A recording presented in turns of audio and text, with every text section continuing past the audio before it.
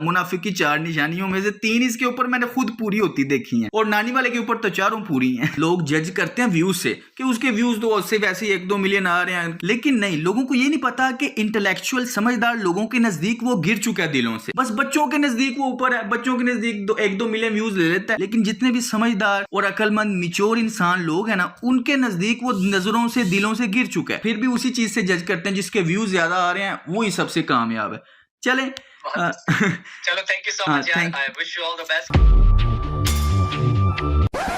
अभी से सारे सीन के बारे में बदरा को कुछ नहीं पता, क्योंकि वो जेल में थे कि स्टाम्प पेपर करवाया जा रहा है, वालदा और वाइफ से स्टाम्प पेपर करवाया जा रहा है, डिमांड पे डिमांड रखी जा रही है और इतनी सारी कंडीशन में इतना ज्यादा हाथ बांध के सुलह की जा रही है। जब मैंने घर आके देखा तो मैंने सर पकड़ लिया। वैसे ही लोग मेरी बातों पे यकीन नहीं थे कर रहे कि मैं ड्रामा कर रहा हूँ। अब तो अगर मैं चुप हो गया, लोगों ने उल्टा उसे ही सही समझना है कि वही सच्चा था, मैं चुप हो गया। मैं परेशान हो गया, समझ ना आया मैं क्या करूं। फिर मैंने प्लान किया कि एक ही हल है, पाकिस्तान से निकल के इनको एक्सपोज करना है। मैं देखता हूँ कैसे स्कूल में रहते हो, मैं देखता हूँ कैसे स्कूल में रहते हो। तो ये सारी उम्र के लिए मुझे अपने पैर के नीचे दबा के रखेगा। फिर उसके बाद जाहिर बात है मैं मजबूर था, मेरे हाथ बन चुके थे, मैं इसकी सारी बातें मानता गया। मैंने वीडियो बनाई, इसको अनलिस्टेड लिंक सेंड की। कहता है कि नहीं ये वो नहीं, ये कहते कि डक्की ने मुझे कहा है कि ये मिसअंडरस्टैंडिंग थी, ये जानबूझ के मेरे मुंह से ये बुलवाना चाहता था कि ये सारी मिसअंडरस्टैंडिंग थी। वो तो आपका तो फिर एंड तक ही मकसद, मेरा क्या ही फायदा हुआ, ना केस का ना सुधा का, मेरा तो नहीं कोई ना उसमें हुआ, वो तो मुझे बढ़ते ही नहीं लग रहा। देखो मैं ये नहीं कह रहा कि आप ये कहो कि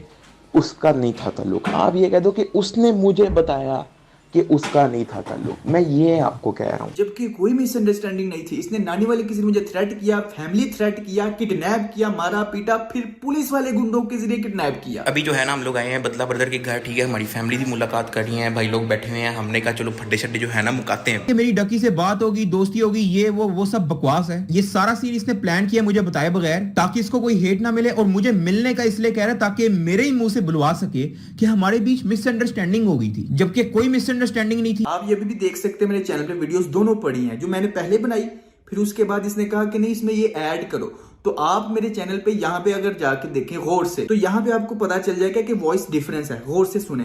कौन मुजरिम है कौन नहीं, क्या क्या गलतफहमियां होती आ रही हैं। असल में डक्की ने मुझे दिखाया कुछ चैट्स वगैरह कि उसका इन सब क्रिमिनल एक्टिविटीज के साथ कोई ताल्लुक नहीं था। उम्मीद अब आपको समझ आ गई होगी कि जब मैंने 3 साल पहले डक्की पे रोस्ट बनाया था, तब मुझे पता था और डक्की को पता था कि ये रोस्ट नहीं है, कोई सिंपल वीडियो नहीं है, ये तो आग है, अगर फैल गई तो मैं गया। इसलिए वो मुझे चुप कराने के लिए इस हद तक गया। लेकिन अल्हम्दुलिल्लाह दोस्तों, ये आपकी ताकत है कि 3 साल पहले लगाई हुई वो चिंगारी आज आग बन के फैल गई है। ट्विटर पे हर जगह लोग इनको बॉयकॉट कर रहे हैं। दोस्तों ये आपकी ताकत है, इस दफा पीछे नहीं हटना, प्लीज इनका खाता खत्म करके ही पीछे हटना है, ठीक है। मैंने शामिद को इंटरव्यू के लिए कॉन्टेक्ट किया और पूछा था कि हम इस बार इनका खाता खत्म करने वाले हैं, क्या आप इसमें शामिल होना चाहते हैं। तो शाम भाई ने कहा कि नहीं यार दफा करो। लेकिन जब मैंने इंटरव्यू ले लिया तब शाम भाई ने कहा कि यार ये इतने क्रिमिनल बन चुके हैं, अब तो मैदान में आना ही पड़ेगा।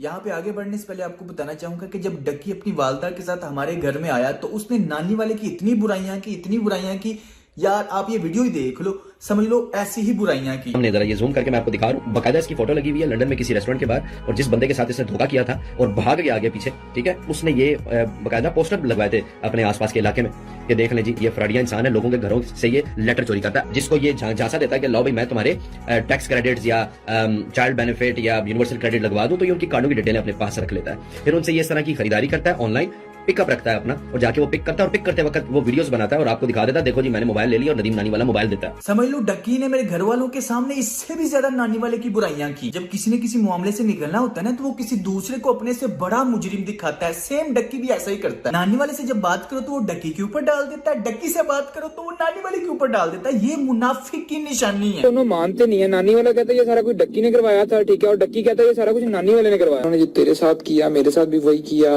कोशिश पूरी थी इनकी, लेकिन उस तरीके से इनके हाथ नहीं आया मैं, ठीक है। तो ये बहुत बड़े मुनाफिक है। मैं तेन हल्फन कहवांगा कि थोड़े ना ज्यादा हुई सीधी गल है यार। मैं इस तरह से कर सकता हूँ कि देखो every citizen in Pakistan is having a right to case. अरे वाह, केस करना तुम्हारा हक है, तो भाई फ्रीडम ऑफ स्पीच मेरा हक है। इसने सियालकोट के डीएसपी को पैसे दे के या वैसी जान पहचान निकलवा के मेरे ऊपर झूठा पर्चा करवाया कि मैं इसकी बीवी को सेक्सुअली हरास करता हूँ। ना कोई वारंट है, ना कोई गाल, ना कोई बात, इन्हां दी बदमाशी चेक करो बस। So I just want to say कि if you want to support me in this situation, like this video, और अगर मुझे या मेरे पेरेंट्स में से किसी को कुछ होता है तो दुआ में याद रखना।